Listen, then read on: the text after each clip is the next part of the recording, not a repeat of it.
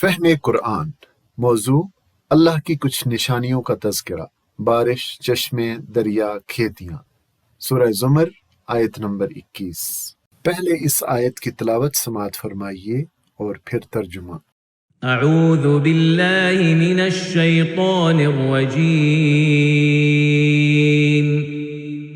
بسم اللہ الرحمن الرحیم۔ ألم تر أن الله أنزل من السماء ماء فسلكه ينابيع في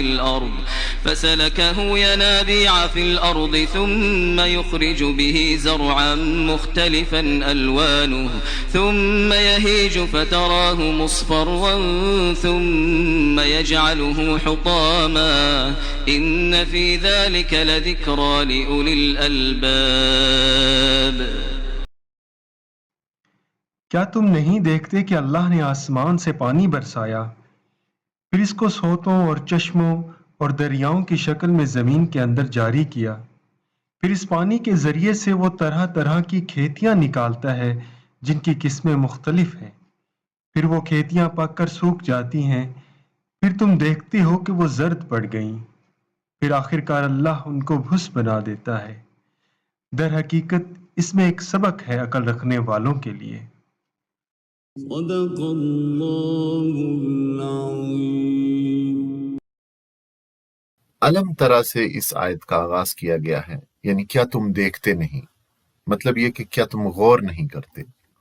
تو اگر غور کیا جائے تو آسمان سے پانی نازل کر دینا ہی ایک عظیم الشان نعمت ہے، مگر اس نعمت کو آ کر زمین کے اندر محفوظ کر دینے کا انتظام نہ کیا جاتا تو انسان اس سے صرف بارش کے وقت یا اس سے متصل چند دنوں تک فائدہ اٹھا سکتا تھا۔ اس لیے اللہ تعالیٰ نے اس نعمت کے نازل کرنے پر ہی اکتفا نہیں فرمایا، بلکہ اس کے محفوظ کرنے کے عجیب عجیب سامان فرما دیے۔ کچھ تو زمین کے گڑھوں، حوضوں اور تالابوں میں محفوظ ہو جاتا ہے۔ بہت بڑا ذخیرہ برف بنا کر پہاڑوں کی چوٹیوں پر لاد دیا جاتا ہے، جس سے اس کے سڑنے اور خراب ہونے کا امکان نہیں رہتا۔ پھر وہ برف آہستہ آہستہ پگھل کر پہاڑی رگوں کے ساتھ زمین میں اتر جاتی ہے، اور جا بجا ابلنے والے چشموں کی صورت میں خود بخود بغیر کسی انسانی عمل کے یہ پانی پھوٹ نکلتا ہے، پھر دریاؤں اور ندیوں کی شکل میں زمین میں بہنے لگتا ہے، اور باقی پانی پوری زمین کی گہرائی میں چلتا رہتا ہے، جس کو کنویں کھود کر نکالا جا سکتا ہے۔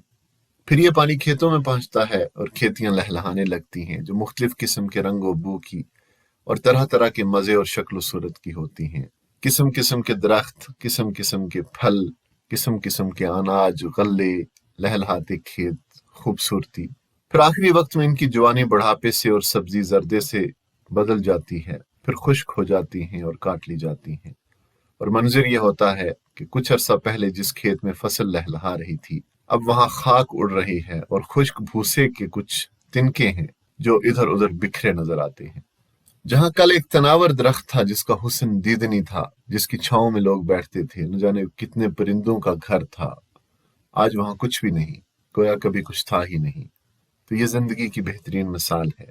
یعنی اگر غور سے دیکھا جائے تو فصل کے اگنے، نشو و نما پا کر پوری طرح تیار ہونے، پک کر سوکھ جانے اور پھر کٹ کر چورا چورا ہونے میں انسانی زندگی ہی کے مختلف مراحل کا نقشہ نظر آتا ہے۔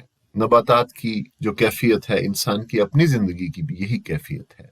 دونوں میں فرق صرف اتنا ہے کہ فصل کے اگنے سے لے کر کٹنے تک چند مہینے کا عرصہ درکار ہوتا ہے، جبکہ انسانی زندگی میں یہ دورانیہ 50 60 70 سال کا ہے۔ آج ایک شخص نوجوان، خوبصورت، طاقتور ہے، کل وہی بوڑھا اور کمزور نظر آتا ہے اور پھر مٹی کے حوالے ہو جاتا ہے۔ تو ان نشانیوں سے ایک صاحب عقل آدمی یہ سبق لیتا ہے کہ یہ دنیا کی زندگی اور اس کی زینتیں سب عارضی ہیں۔ ہر بہار کا انجام خزاں ہے، ہر جوانی کا انجام ضعیفی اور موت ہے، ہر عروج آخرکار زوال دیکھنے والا ہے۔ لہٰذا یہ دنیا وہ چیز نہیں ہے جس کے حسن پر فریفتہ ہو کر آدمی اللہ اور آخرت کو بھول جائے اور یہاں کی چند روزہ بہار کے مزے لوٹنے کی خاطر وہ حرکتیں کرے جو اس کی عاقبت برباد کر دیں۔ لہٰذا انسان کو ان مثالوں سے سبق حاصل کرنا چاہیے اور دنیا پر ریجھنے کے بجائے اس گھر کی فکر کرنی چاہیے جسے کبھی زوال نہیں آئے گا۔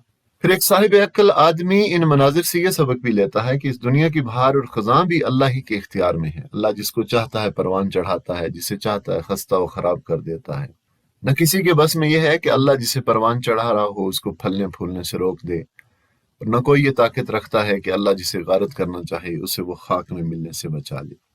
اللہ تعالیٰ ہمیں بھی ان دانشمند لوگوں میں شامل فرمائے جو اللہ کی نشانیوں سے صحیح سبق لیتے ہیں۔ آمین ثم آمین۔